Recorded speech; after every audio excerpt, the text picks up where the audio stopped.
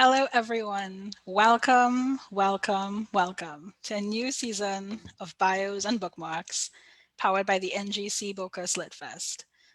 I'm Shivani Ramlochan, and I've missed you all around the world, talking about Caribbean books that have shaped us and are shaping us, talking with the writers who make that thrilling and exciting work. It is my complete honor to be here today with none other than the Mr. Jacob Ross.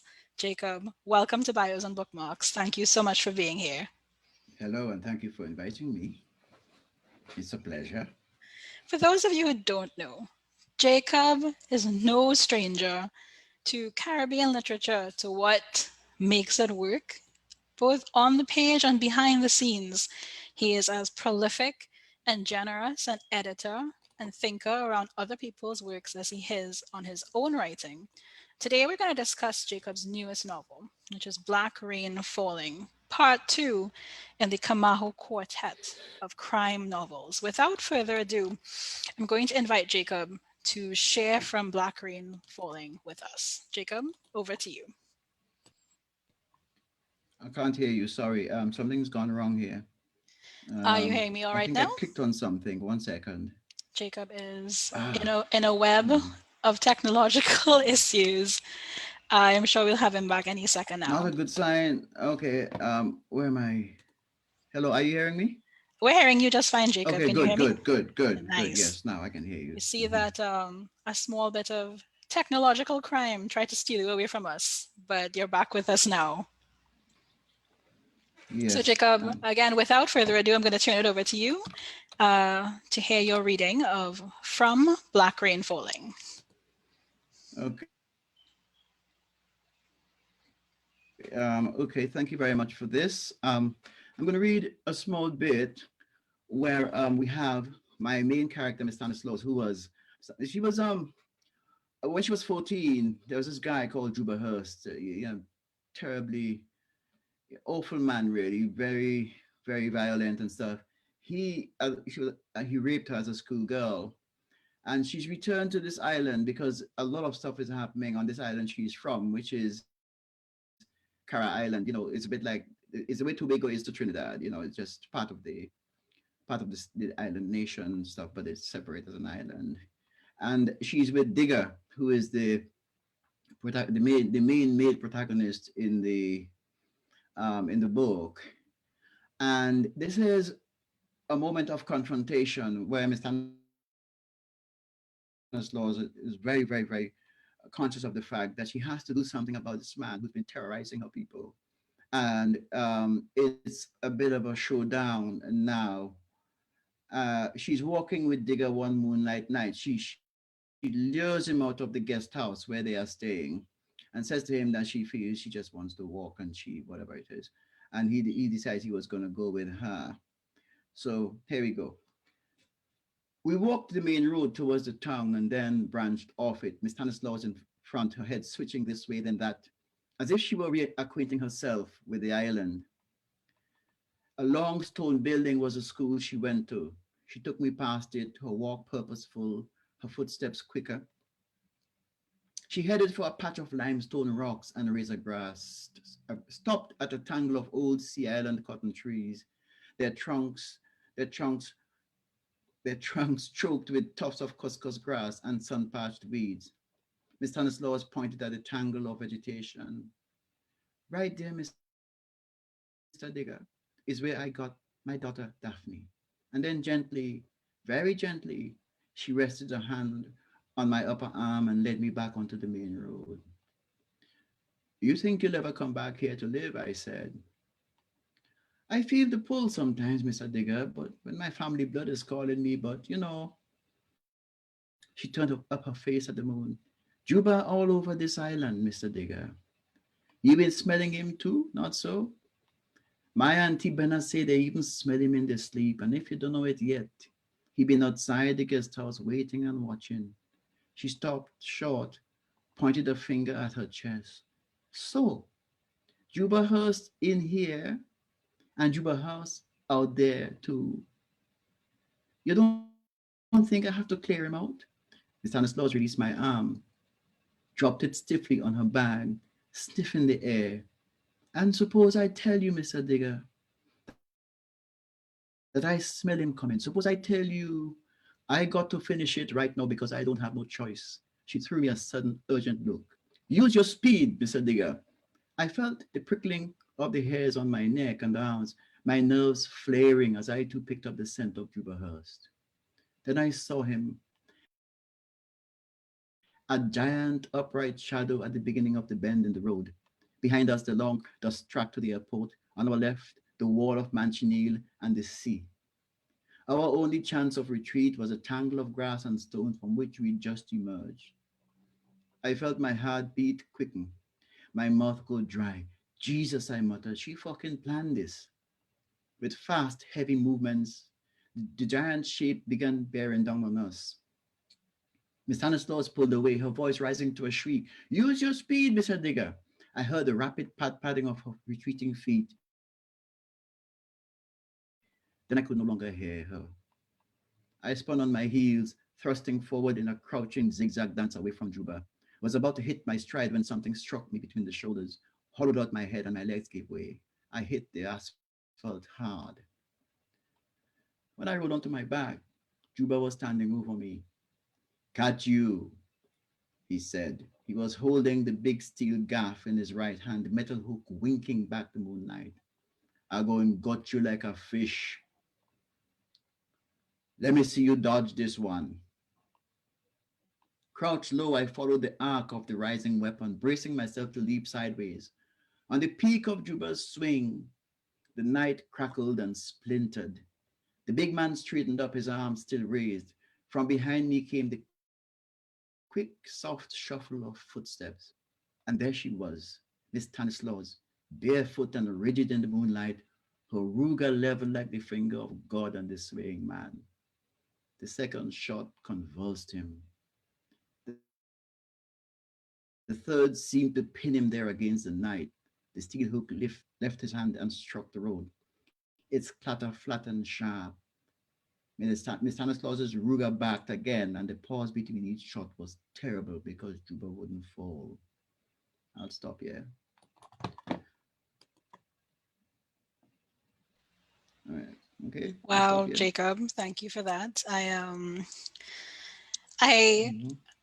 sometimes take a second to return once our guests have finished their reading, and it's usually because I have chills, and that's exactly what has happened here. And it's something to live in the world of Kamahu as you make it with these unforgettable characters.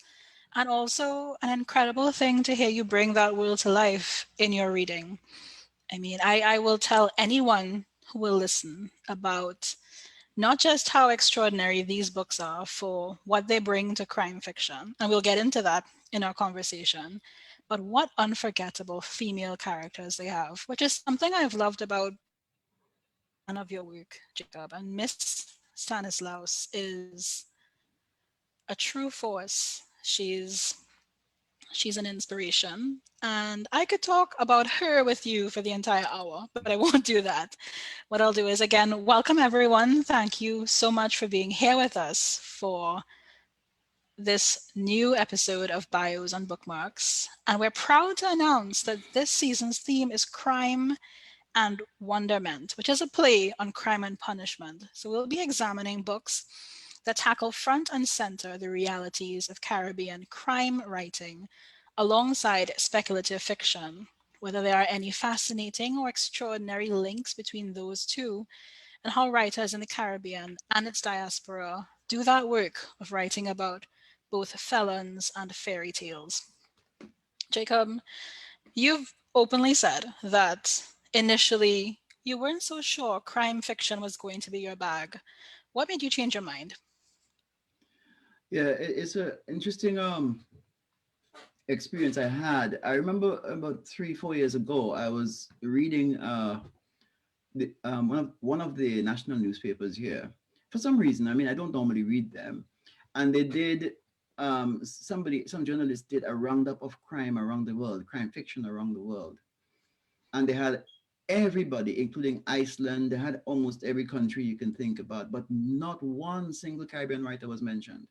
As you know, Wow. somebody who writes crime fiction. Later on, I discovered there was a woman. I think she lives in North America, Jamaican origin, and she writes crime fiction also. But I didn't know that then, and I felt really left out. I felt, well, we have to do something about that, Um, yeah, I really kind of, and then I went to Grenada, and when I was there, I began to write what I thought was going to be a young adult, kind of Mhm. quest narrative, as we call it. And I wrote it, and I wasn't sure because it wasn't going to be a short story. I had long gone past the short story stage. I was into about 25,000 words. Mhm. So I sent it off to Jeremy, and I said, Jeremy, look, what do you think of this? It's going to be, some young adult novel and stuff. And Jeremy, I think he was on holiday somewhere. I don't know where he was. I think it was Brighton, one of those places. Jeremy wrote me back literally immediately and just said to me, he just said to me, it is not, it is not a young adult book. Write this book. I want it, you know? Wow. And yeah, basically, and Jeremy is very, very select, as you know, very selective, very, Mhm. very, very selective. He's a fantastic editor, as everybody knows. And he would not take on a book, not from me or anybody who is close to him as a friend, if the book is not good or doesn't promise, to be good. And that's how it happened. And I wrote the book with a view to one rectifying what I thought was a gross, you know, lack of a gross, with Caribbean writing. Um, and that's how it came about. And I wrote it and really got a feel for it while I was doing it because I was not very respectful of the genre to begin with. Not Mhm. that I didn't like crime fiction, but so many Caribbean writers tend to see literary fiction as the thing, and that's because Yes. traditionally that's what has been, in terms of fiction, what traditionally have been coming from us. But I do think, and I really gave some thought to this afterwards, that the time has arrived for us to begin to write genre fiction, if only because it's the most widely read type of fiction. Crime fiction takes up 30% of the UK market, and North America might be a similar figure. And as a genre, it really is the one that most people, men as well as women, turn to. Yeah. But of course, I brought my own perspective on it. I had to think it through very fundamentally, very deeply, and because I did not want to write Caribbean Agatha Christie or No. A Caribbean Raymond Chandler. I wanted to do something that is Caribbean, feels Caribbean, and it means a lot of excavation and thinking through the Caribbean narrative. Yeah. Yeah, and if I could, jump in to say that there's so much commercial success that drives genre fiction around the world. And that almost seems to go hand in hand with the snide and snarky industry commentary on it as a low value kind of fiction. And I think that the Kamaho books, two that exist so far, actively work to combat that thinking. I mean, at every stage of, so for those of you just joining us who may yet have to dip a toe into Jacob's writing. The first book in this quartet is called The Bone Readers, where we're introduced to Michael Digger Dixon and Miss Stanislaus, and they are operating on a heavily fictionalized version of an island that resembles Grenada. It is called Camajo. And it's as if in that book, in The Bone Readers, you openly defy the idea of what a crime novel should be and show that it could be plotted with every inch of literary care to narrative structure, to flourishes in the language. And I want to talk about, because I know that that level of care is deeply intentional. Did it ever feel challenging to approach this new project with a very disciplined and elegant lens?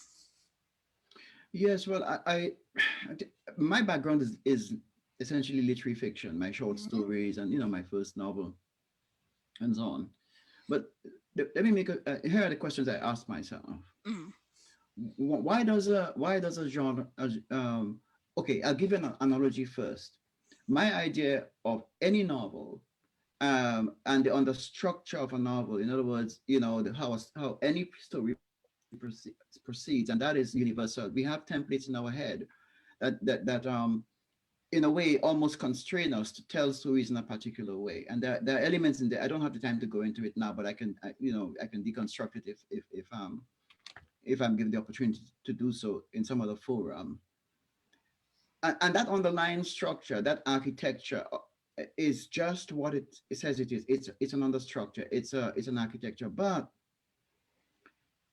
like a crime novel, which has certain procedural elements to it, Mhm. it's a bit like a hanger on which you have a hanger. You can put anything on it. You can put a shirt. You can put a dress. You can put a gown. Yeah, and that changes the nature of the object.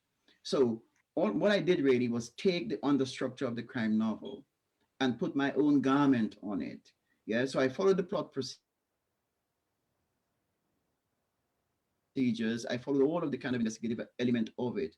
But I was interested in Caribbean society. The crime novel has a very interesting capacity, a unique capacity to be almost journalistic in nature.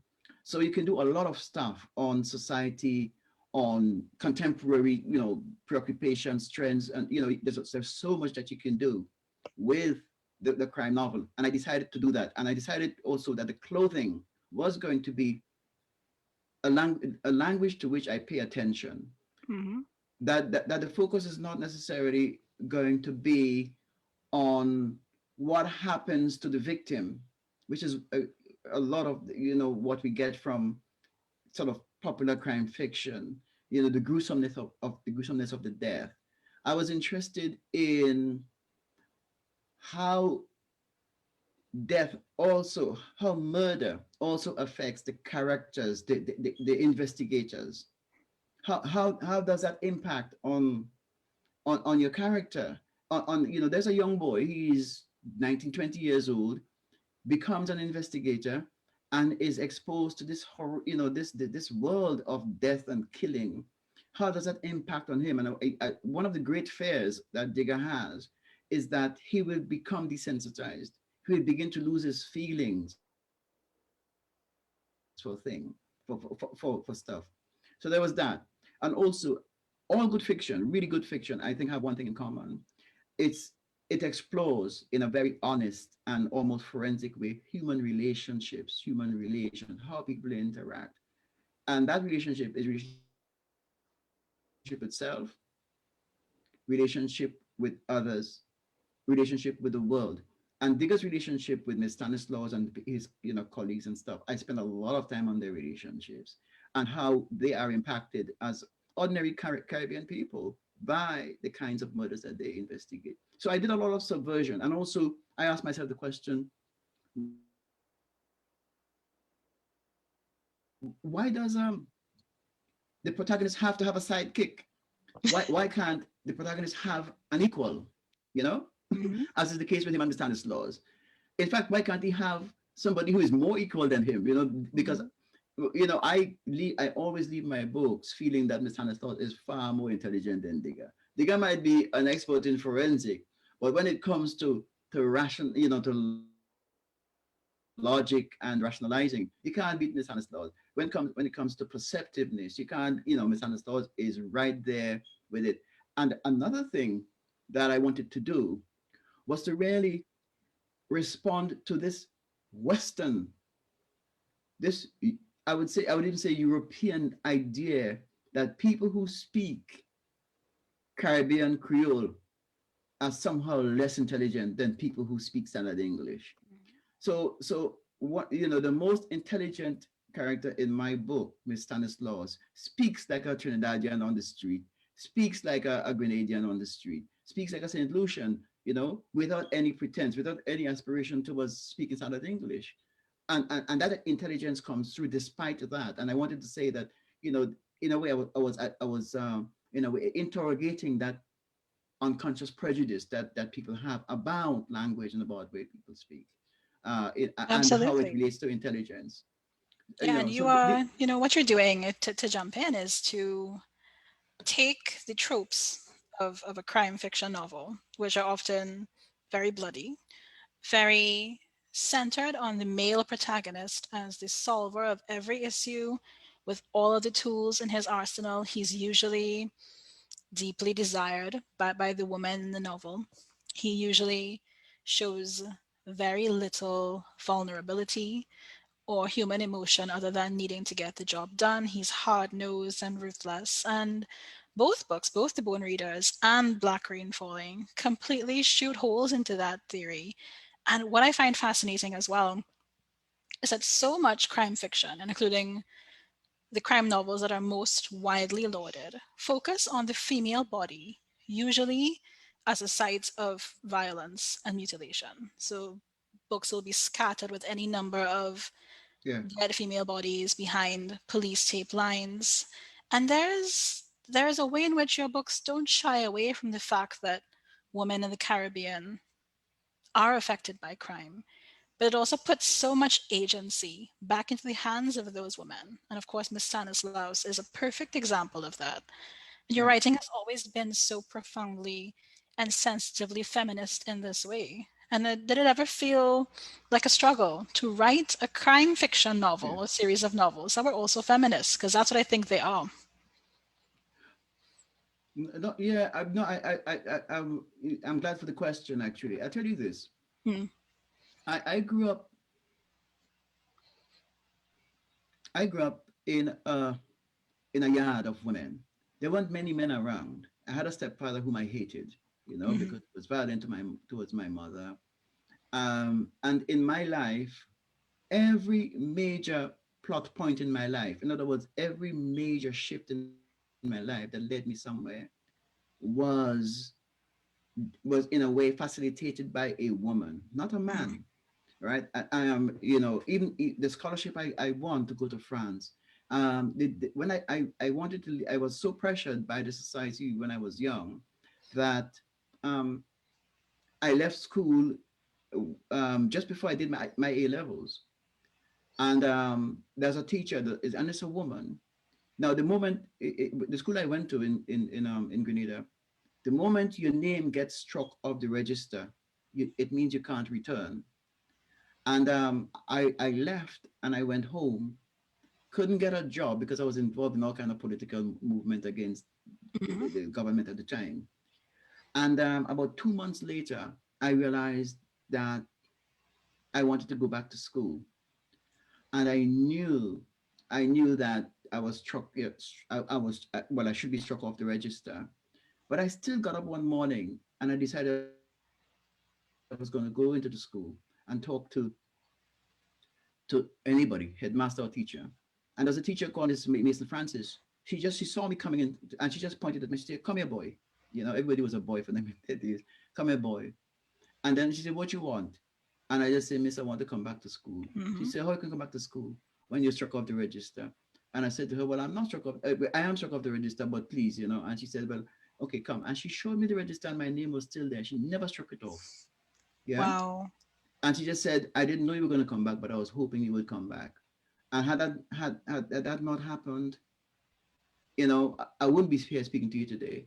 Do you get me? So what I'm getting at here is that, and also it's a long narrative about women in the Caribbean and women and the Caribbean. There was a time not too long ago in our history, because the Caribbean is a site of migration, not just the migration of individuals leaving to come to England to write books, as happened with Lamming and that lot, but people who leave to go to work elsewhere. We built the Panama Canal. Hmm. We built back Britain. After the Second World War, Caribbean people did. Um, and what happens when all of these men leave to go, for example, to work in the orange fields in California? Who do they leave behind? They leave women behind. It's a society predominant, and these are the ones who hold the society together. These and these are the one who's pointing fingers. The children follow, not the men, because in essence they haven't been there. They're not there. So what I'm getting at here is the backbone of Caribbean society. And if anyone is to be truthful about Caribbean sociology and whatever, I can't run from that fact. The backbone of Caribbean Mhm. society is women. Full stop. I will argue this with anybody. Okay, not to mention, whatever, how many kids grow up with their mothers alone. Mhm. So in terms of writing about women, and also just living with women and seeing, identifying, certainly with my mother, I can't write a book that is not about the essence of Caribbeanness, which is Caribbean women. I'm sorry, fellas, if fellas here and y'all don't like that, I don't give a damn. But it's true, it's so true. And that is it's not something I did consciously, by the way. For example, we have Caribbean women have been feminists long before the word was invented. You know, that's why Miss Stanislaus works so well in the Caribbean, isn't it? Because they know we know that kind of woman. You don't take the piss with her, you know. And she has a great sense of herself as a human. She knows her worth as an individual, despite what she's been through. She is very clear about who she is and the kind of liberty she's not going to allow a man to take with her, especially given her experience when she was a Yes. child. You get me? So it's rooted in psychology. It's not rooted in ideology. And that's why she comes across, I think, so convincingly. Everybody likes Miss Stanislaus. Even our wonderful middle class English reader thinks thinks she's delightful. That's the word they use. And yeah, so As that's it. as well they should. And I want to make a plug right here, in as much as we're talking about Jacob's novels, that Jacob's short stories, particularly in as they're collected in the Extraordinary People Tree collection, Tell No One About This, when Jacob was speaking earlier about Jeremy enthusiastically asking for the Bone Readers. That is, of course, Jeremy Pointing of People Tree Press, who, along with Jacob, who is part of that team, has done so much for Caribbean literature for decades. So if you have not yet encountered Tell No One About This, you must get it from People Tree. That work is full of the voices of Caribbean women, Grenadian women in particular, surviving in extraordinary and subversive ways. So to me, as a Jacob Ross fan, it's not surprising to see that energy and that interest translated so well into the world of crime fiction. And why not? You're writing about how people survive horror. And Miss Stanislaus has certainly done that. And if we could look at the flip side of that, what was the effect on you of writing figures who are horrific? The people who do the bad things often get shoehorned and typecast in crime fiction too, but that doesn't happen in your novels. Tell me about your bad people. Yeah, it's really an exercise in characterization. When one writes about, because you know there is a school of thought which says that there are no quote unquote bad people, in the Mhm. sense that people are acting out of their humanity. And I hope we eventually get to talk about crime in the Caribbean, and Mhm. especially things like pretty larceny and stuff. So take for example the guy who is a real berserker in the board readers. That's Marlon, the character Marlon. Later on, I think in the second book, we learn who Marlon really is. Mhm. We learn to a certain extent why he is the way he is. Marlon has a problem. And the moment you start letting a reader into the humanity of your bad characters, the character is no longer fully bad. Bad still, but they begin to understand the character's motivations. And also, there are little fine brush strokes I kind of um, I give to Marlon, when I'm shaping him as a character. For example, he's profoundly selfish, but he's also capable of little acts of generosity. You know, he's violent, but he's vulnerable. The moment you start putting these kind of polar opposites, these kind of binaries, and giving that to a character, because we are all contradictions. When you start doing that, you start humanizing the character. And this badness that we get, my main objection to Marlon as a character in my book, the thing I like least about him, Mr. Stolz hates about him, is his womanizing one, which is a very Caribbean Mhm. attitude males have. One of the issues I think that not all Caribbean males, but generally Caribbean males have is the way they define their manhood or buttress this idea of manhood by the amount of women they've had, the amount of women Yes. they've been with, that absence of respect, yeah? And it's part Mhm. of the culture because I do believe there are two cultures in the Caribbean. There's a male culture, a very distinct male culture in terms of how they speak, what they speak about, how they speak about women, how they speak about everything, and a woman culture. And the woman culture is that's the one I'm interested in because I find it more interesting. Mhm. I find as subjects in my writing, I find women are far more interesting to explore than males. Yeah, because I find it more challenging. I find it a richer narrative, and that's just me personally speaking. Now, and I don't like Marlon's attitude to he's very male, he's very macho, he's very Caribbean male, and while I have issues with him as a character on the page in relation to his attitude, the way he is with women. I understand him as a writer. I don't forgive him. I don't justify anything for him. I understand that he too had his trauma. I think the second book really wraps up Marlon, the character.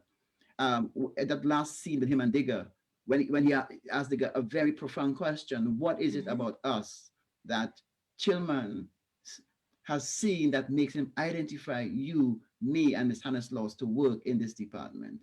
And Marlon nailed it and said to him, pointed out to Digger's trauma, Miss Stanislaus's trauma, and his own, which he didn't talk about, but which Digger knew about. So you have a character like that, then the reader is convinced that this is a real living person.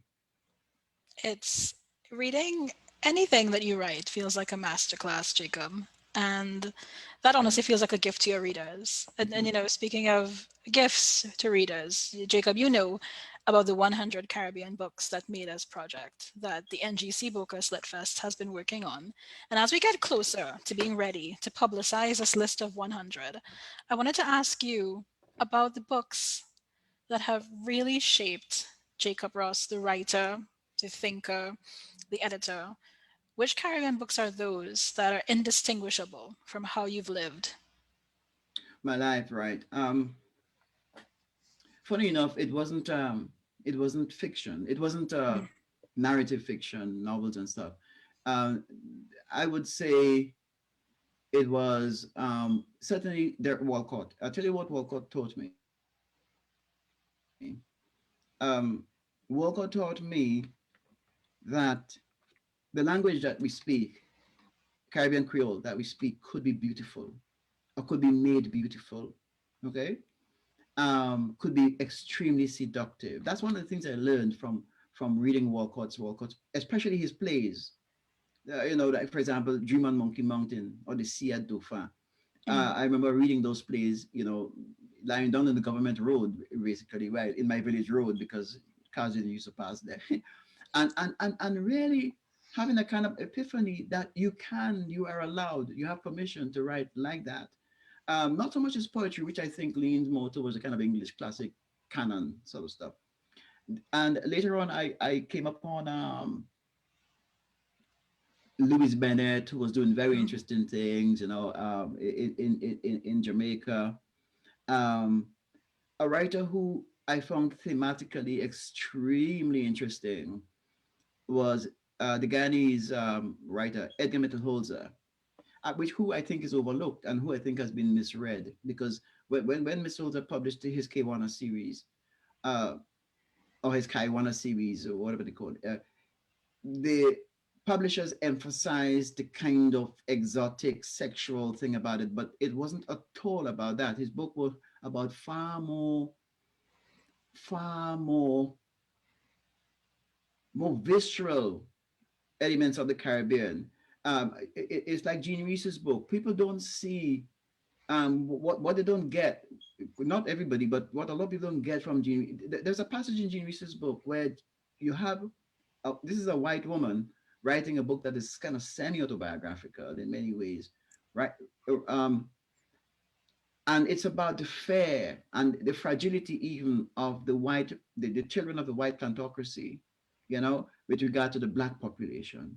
The fear of a certain kind of genetic contamination, the fear of being overwhelmed, not just genetically but physically too. Hmm. That comes across quite interestingly in Mittelholzer's work. So in terms of a racialized perspective and understanding of the Caribbean, and a kind of profound racialized understanding of the Caribbean, my point of entry was Mittelholzer, definitely, and that's one of the reasons why I remember his work very, very, very clearly. And there's also Sam Selvon later on, who wrote Lonely Londoners and all those. And again, Selvon was absolutely unapologetic about his deployment of the language. Uh, Something which has taken a long time for other writers to pick up and to use and to deploy in a way. Marlon James did it with A Brief History of Seven Killings. Ingrid Persaud, now we see in her book in a way, and also Kevin Jared oh, Hussein. Jared Hussein, where the narrative, dialogue, and both dialogue and the narratives, is in Trinidad Creole, and it's a beautiful thing that they are doing, and that kind of embracing, that kind of unapologetic writing is something which is being more and more foregrounded, and it doesn't get in the way of the success of the book, as Ingrid Persaud's Love After Love is proving, as Selvon, Lonely Londoners has proved and stuff. The other writers, Barbara Jenkins, also really fascinating. That last book, she last novel that she did, The Writer's Place. Hmm. I mean, and I want to pause on Barbara here, Barbara Jenkins. It's some of the most beautifully realized Trinidadian I have read comes from, is in Barbara's The Writer's Place. Is Some of it is Absolutely. just incredibly exquisite. And it's a writer who I think has been hard done by. First of all, by the initial criticism of her work, by somebody who, anyway, by another person who probably aspires to be a writer, but that This critic, is this is the bios and bookmarks bacchanal that we are all here for. But well, if we that pissed me, that really, that annoyed me to the extent where, I mean, I'm tempted to use an F sharp here, but it really got me annoyed Mhm. that somebody could be that vicious and malicious. Um, but that's what critics do. They don't write books, but they comment on books, and they don't write, they comment on books as if they know all about it, and influence other people's opinion. So Folks, so you will so you will find Jacob Ross to be one of the fiercest and most loyal defenders of Caribbean literature. And Jacob, we yes, we love you for that. And I want to also shout out everyone who's been so active in the comment section on this live. Thank you so much for being here and for tuning in. And Jacob, we have a question from Marina Salandi Brown herself yes. about Black Rain Falling Hello, and the Marina. quartet. Marina asks, when will the male protagonist come to terms with his father, based on what you've said about absent males in your own life? Right. In my own life, yeah. Well, okay.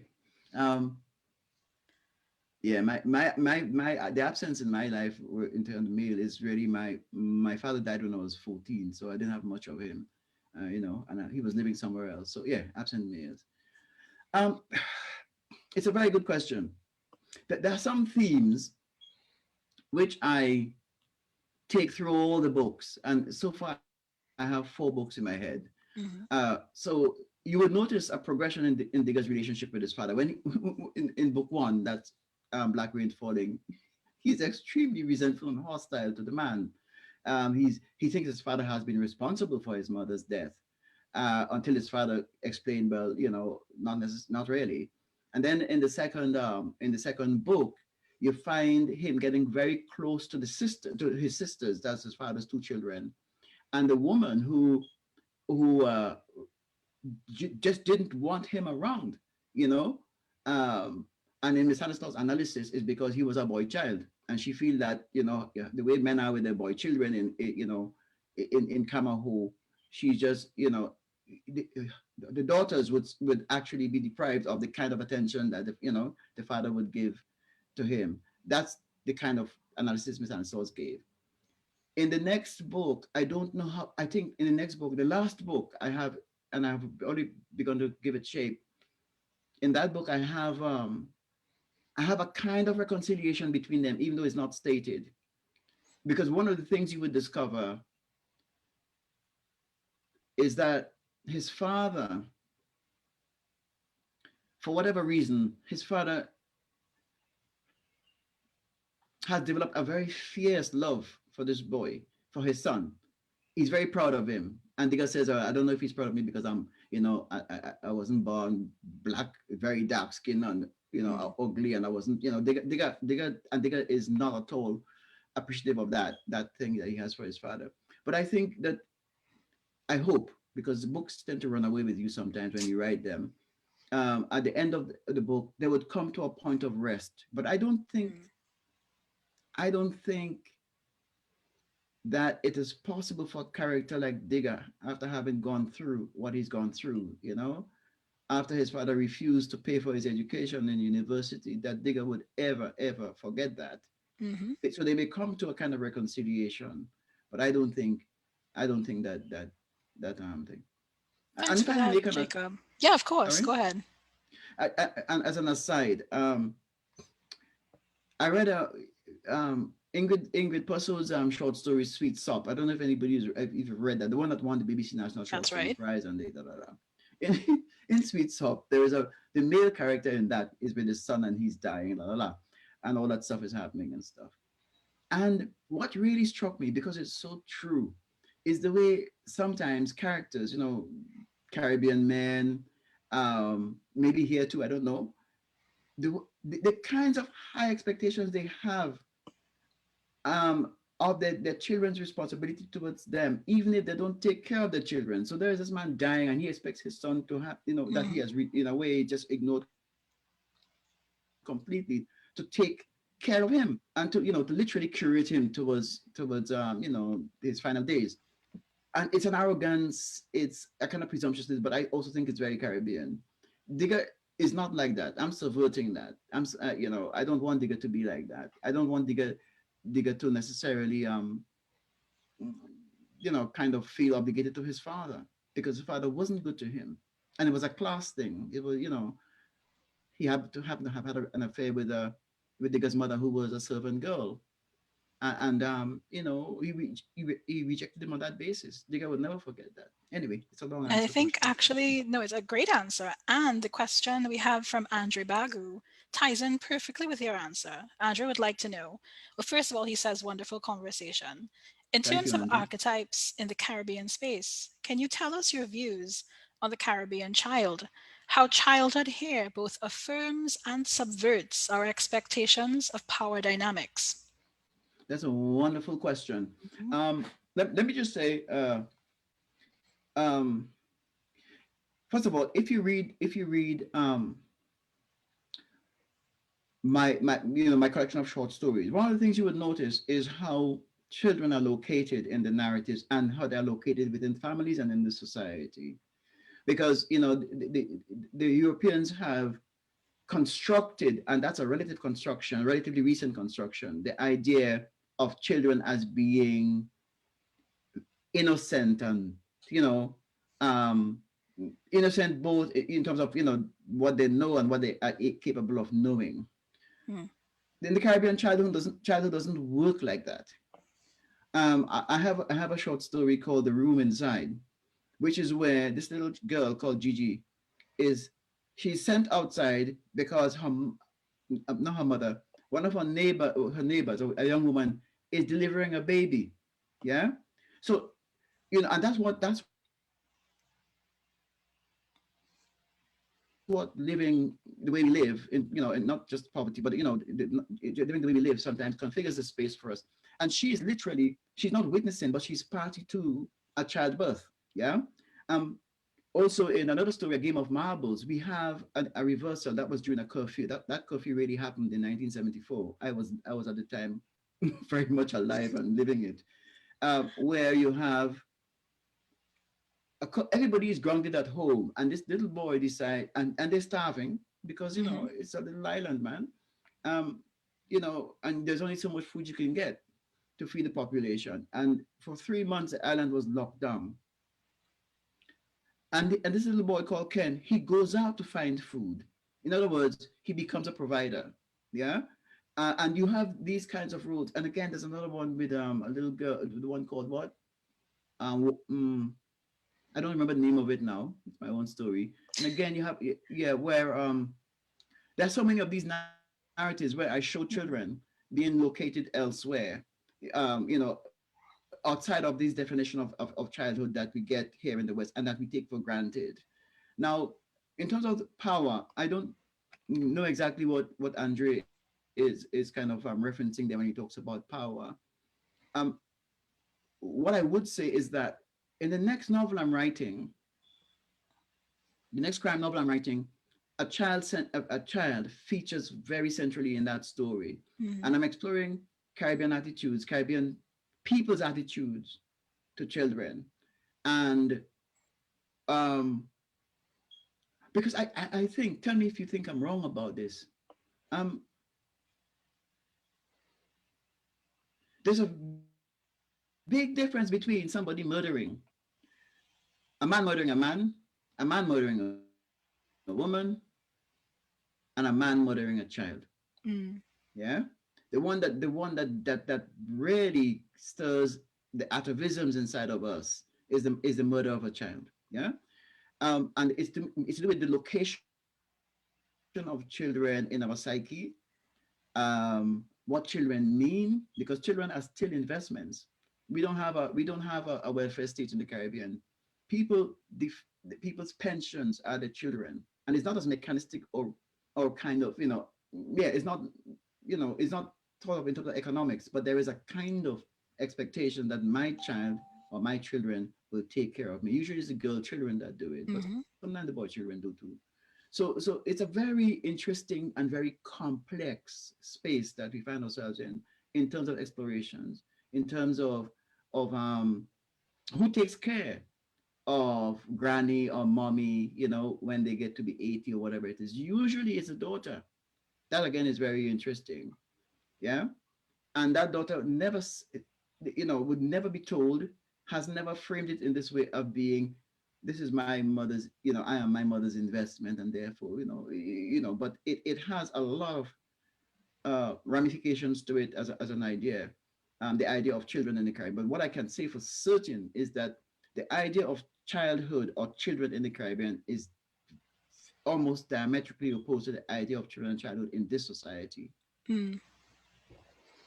I think that it's no coincidence that right now a lovely comment from Khadija Ibrahim pops up that says, Mr. Ross, the dawn of story writing. I think we could all agree with Khadija here. And Jacob, Thank you since very we're much. talking about short stories and the influence and role in your writing, I think now is a great time to invite you to do your final reading for us. And I believe you were Okay. interested in Yeah. dipping into a short story. Yes, let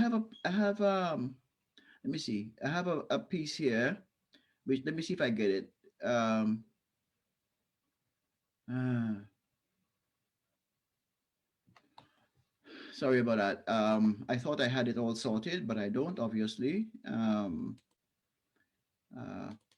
Sorry about that. Okay, bear with me, bear with me. I hope you can do some editing also.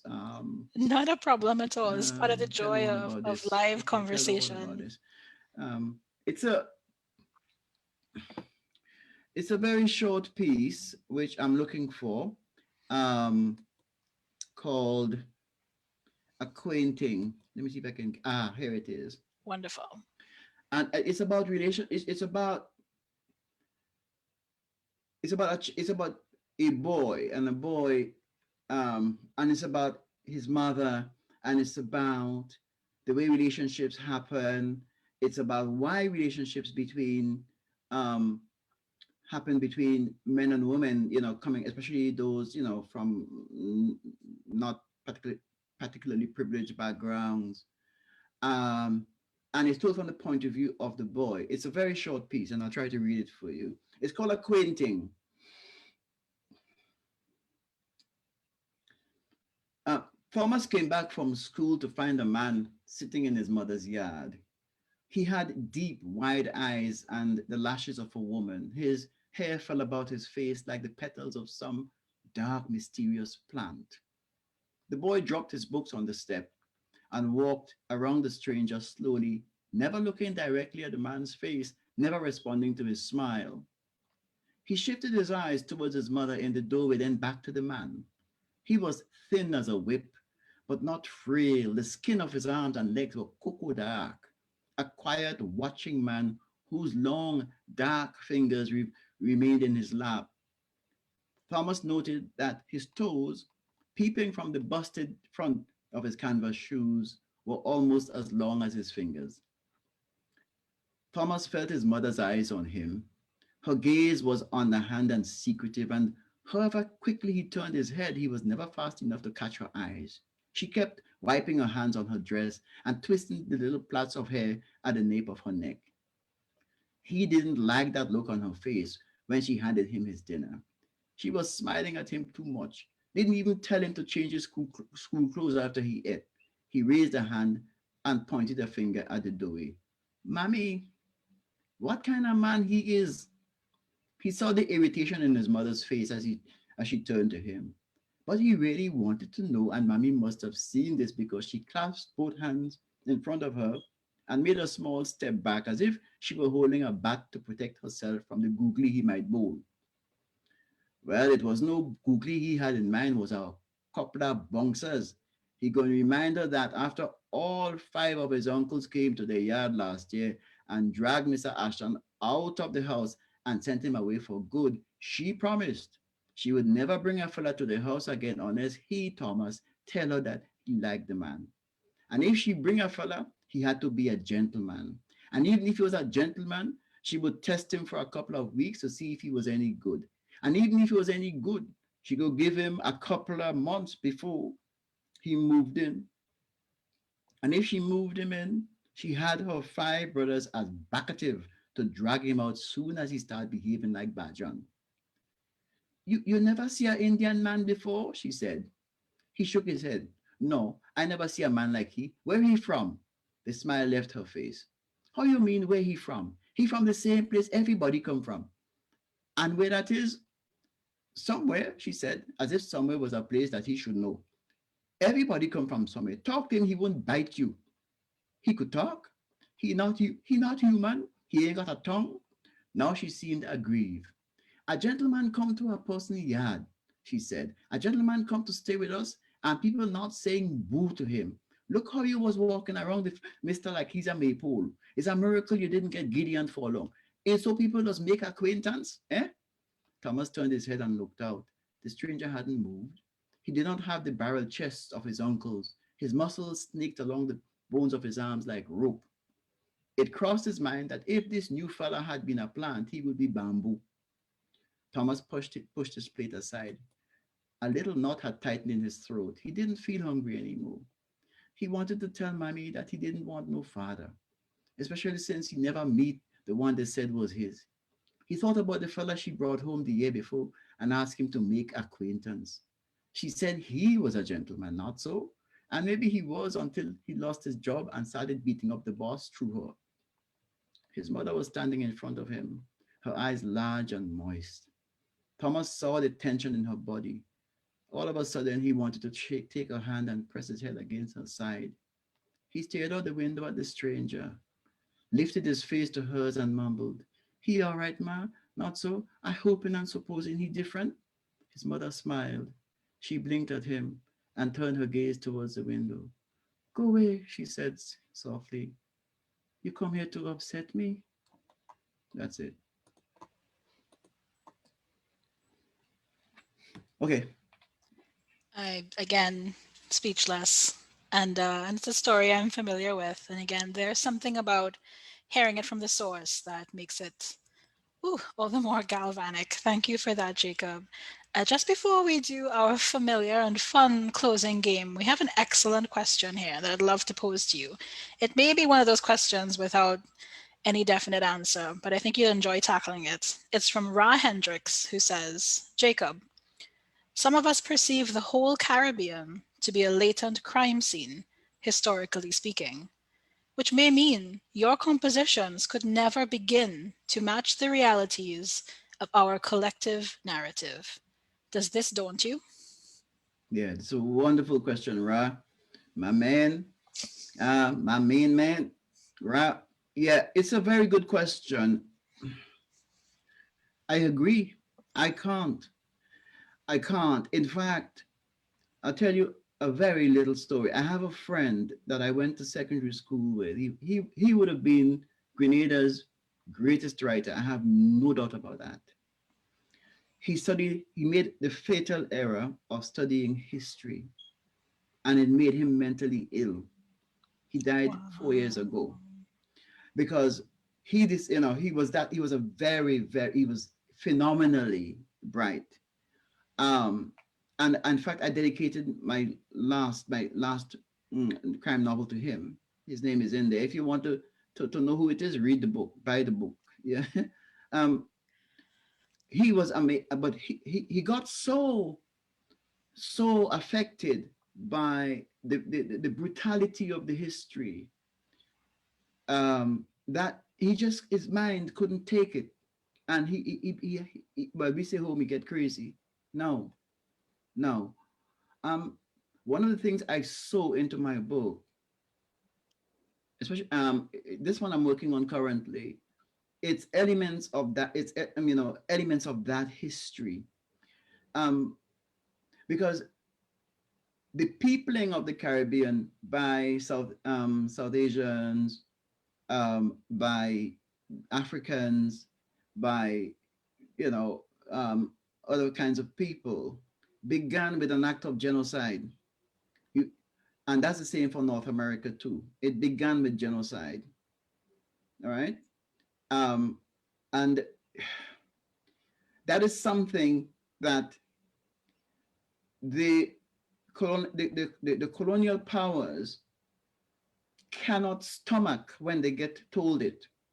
You know, um, that association, the thing that explains their wealth, the thing that Mm-hmm. explains why they are able to buy all of the COVID vaccine and decide who's going to get and when those are in the quote unquote development are going to get it. That same thing, it has historical links. Even COVID right now and the politics of COVID resonate with our history, okay? Because that wealth that afford people to buy vaccine well in advance of others and stuff, and the technologies that have evolved as and so on as a result of that accumulation of wealth. I know it's not very pleasant for a lot of people, okay? It explains that. So yes, you're right. I can't do it, and if I decide to do it the way I feel it, the way I live it, I may go fucking crazy. Sorry, I may go crazy too. Would you please edit? No, we must leave that I may in. go, I may go crazy too. So I can't, and I'm not even talking about the human bondage that went on for 400 years or so in the Caribbean that everybody wants to deny now. Somebody who's very close to me has written a book, or who I'm very close to also, I've written a book precisely in a very mild way, in a very wonderful way, interrogating that past, that history, and so on. And right now, people just want to, people are getting murderous because for them, they don't want to hear it. Yeah, I think So, you might so, be so, talking right. about the Green Unpleasant Land Yeah, by Colin exactly. Powell, which And is it's an amazing book, and a book everyone should read. this. Absolutely. Everybody should read that book. Trust Hmm. me. And it's not you wouldn't if you're Caucasian European and you non woke, you still would get a lot from that book because it's not an offensive book. It's a kind book. If you can describe a book as that, it's a loving book, and it's a book that explains Britain to itself.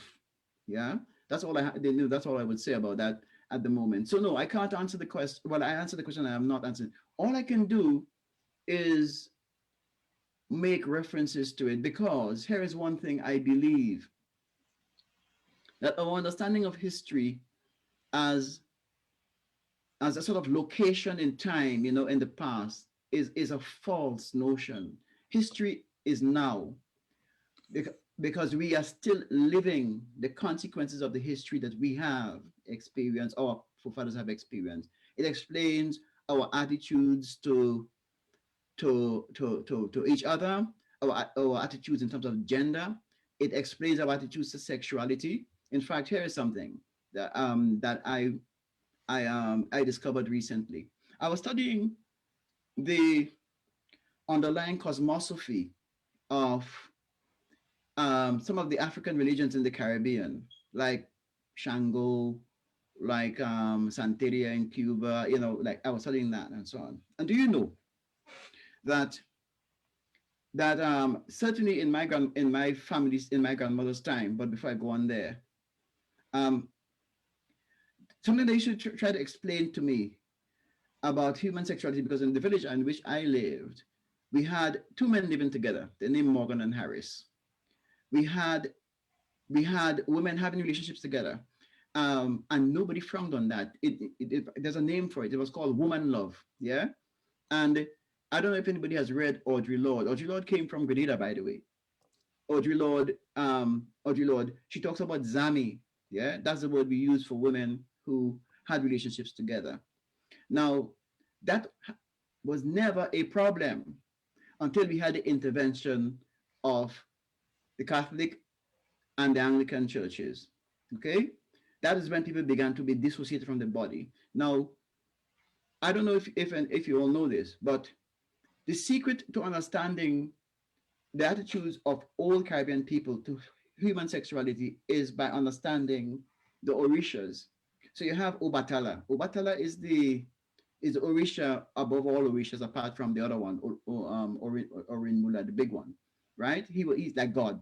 And you have Obatala. Obatala was both male and female at the same time. Obatala would transform into a woman and transform from a woman into a man depending on the circumstances, because that was the only way Obatala could rule the world, to understand women and understand men. Do you understand? So even in our cosmosophy, even in terms of the way we Caribbean people, and the last of it was in my great grandmother and people like that who I grew up among. Uh, um, and then of course, and their religion was Shango and Baptist religion. So what I'm getting at here is that there is a kind of, and that's history too. You understand? History has shaped even the way we regard gender, the way we understand sexuality, the way we respond to gender and sexuality. Okay, but if you dig deep under that inherited thing, you really get a sense of what we came with and what we still have, the subculture, because there's a culture beneath the culture, which is what I'm interested in. And in my next book, my next literary novel, I'm dealing with that. So, folks, if there were anyone who could have taken on a question like that one, it was Jacob Ross. Jacob, thank you so much for that answer. It has, on its own, been a whole education. And we have actually come to that time where we have to bring bios and bookmarks to a close. I don't want to. I could listen to you and just chat with you indefinitely. But we're going to do it with our game called Read, Write, Avoid. So for those of you who are not familiar with the game, the premise is simple, but also hopefully exciting. I'm going to present Jacob with a fun and quirky scenario and ask him if he would rather read about it written by someone else, write about it himself, or avoid it entirely. So Jacob, your scenario is Sherlock Holmes by Sun, Sand, and Sea, a series of Caribbean capers taking classic gumshoes out of their element. Would you rather read, write, or avoid it? I'd write it, but he would become a figure of really. I think somebody would bust his ass as not long after he arrived, because if he brings that English superiority and arrogance, I don't think that'd be tolerated. It reminds me of a story I heard. Well, it's true. There's a guy called Lord Brownlow, who came to Grenada many years ago, and in a way was started up, triggered the whole Grenada Revolution because Brownlow decided to come and block one of the beaches that belong to people and prevent Mhm. people from coming there because his idea of property and privacy was very different from ours. And within a month, not only had he left the country with his house burnt behind him, but um, and I think that if we have a Sherlock Holmes, he would have to be a radically different Sherlock Holmes. Mhm. He cannot be that that high functioning, quote unquote, sort of autistic individual who talks down to everybody. You know, in other words, Yep. what is, yeah, Watson his sidekick. You can't. Well, I've done the opposite of that. Miss Stanislaus is not Digger's sidekick, as I said earlier on. She's equal plus. I've said it I love to. before, and I will say it again. Agatha Christie, who is wonderful, whose stories I love, but respectfully, move over because Jacob Ross is in town. I feel that, I'm you know, 55 being mad. this conversation hopefully has convinced any of you who has not yet picked up Jacob's wonderful crime novels to do so. We will leave links in the comment section. Jacob, thank you so much for this Thank you hour very and much for small having me. change.